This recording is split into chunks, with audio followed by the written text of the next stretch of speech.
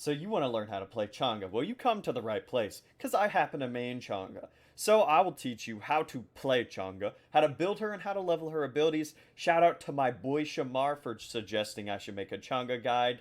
But let's get into the video. Let's talk about Chang'e's passive Jade Rabbit. There's two parts. The first part is fairly simple. Your rabbit can buy items from anywhere on the map. He just has to run to the shop, select the item, and then come back.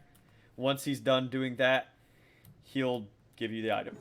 The second part is Chang'e, when she uses an ability, she gains a 25% movement speed bonus. And on top of that, she doesn't have any penalty whatsoever for backpedaling and using her abilities. Chang'e's 1 is nothing special. It's a big AoE attack that does damage. That's about it. Let's move on to Chang'e's 2. Chang'e's 2 is pretty annoying, and probably the most annoying ability in her kit. She could straight up immune any type of damage from enemy gods, towers, phoenix, titans, anything, you name it. She could eat that damage like it's delicious. And it restores her teammates and herself's mana. Balanced, right? Let's talk about Chang'e's 3. Basically, this big circle around yourself heals you and your allies, damages enemies, and applies a 4-second debuff to 50% healing reduction to all enemies in the circle. Pretty wild and useful. Chang'e's ultimate is very simple on the surface level. It's a line attack that stuns enemies. Well, if you notice this Odin was stunned for less time than this Odin, well, you would be right, because Chang'e's ultimate adds an extra second to each god already stunned. So this Odin was stunned for 1 second, this Odin was stunned for 2 seconds, and if I hit this third Odin, he'd be stunned for 3 entire seconds. Well, it gets crazier. If you line up an entire team, you could stun people for 5 entire seconds, which is kind of wild. When playing Chang'e on Conquest, when you start at level 1, you want to level your 1 first, then your 3, then your 2. The first ability you want to max is your 1. Next ability you want to max is your 3. Any points you could put into your ultimate, put them into your ultimate. And the last thing you want to max is your 2. Now we're done leveling, let's move on to build. Before we get into the build portion of the video, if you haven't already, please like, comment, and subscribe, and I'll make more guides because of it. But Sands of Time is the item I like to do because it is just awesome. 10% cooldown reduction right off the bat, that's huge. Other viable starter items, Conduit Gem, extra boost in damage, and Vampire Shroud giving you that extra little lifesteal and mana regen with abilities. Now, I like upgrading this into Pendulum of the Ages. Now, Sands of Time grants you 2 NP5 per 10% of missing mana. So, less mana you have, more mana regen you get, and it gives you true damage dealt to minions. Now, Pendulum of the Ages does the same thing, but slightly better, giving you more mana regen. And on top of that, it gives you 10 magical power for free, based off your mana available at the moment. So more mana you have, more magical power you could get for doing nothing. Now, I like getting Warlock Staff. Let me go ahead and stack that bad boy.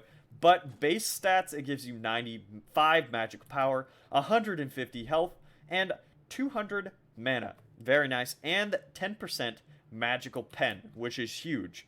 Now, when you stack that bad boy, you boost up your magical power and health, which is very useful.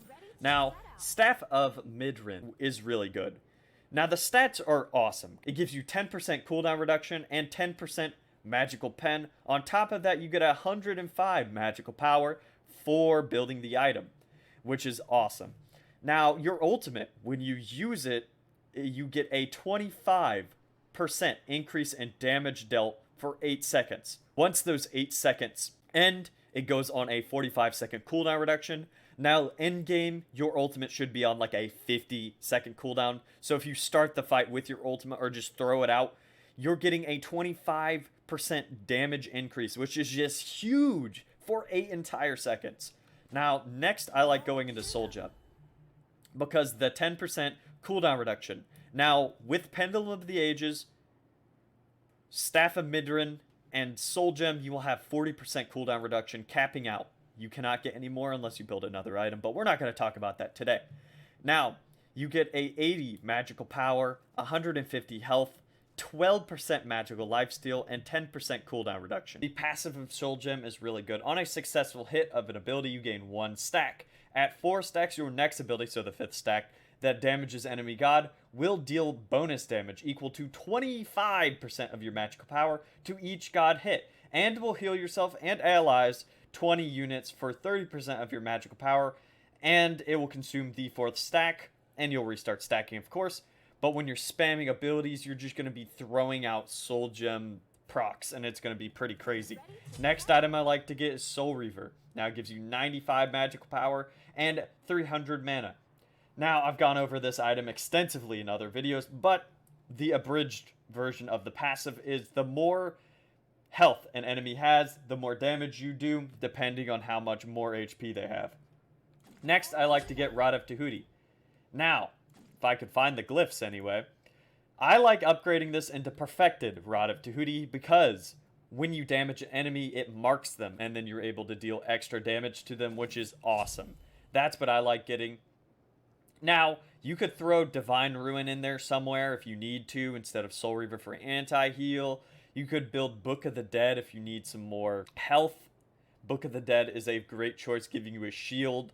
Now, Ethereal Staff helps you get that extra bulk. Lotus Crown is a very good item. Chang'E heals, so this will give you a 15 increased physical power and magical protection for 5 seconds after you heal, which is very useful. Now, if you don't want to build Warlock Staff, you could always stack Book of Thoth, which is my personal favorite stacking item. But Warlock Staff is a very good option, and as of late, I've been using it a lot. So, if you guys found this useful whatsoever, please like, comment, and subscribe. Shout out to Shamar again for suggesting me to do a Chang'e guide. See you guys later. Bye.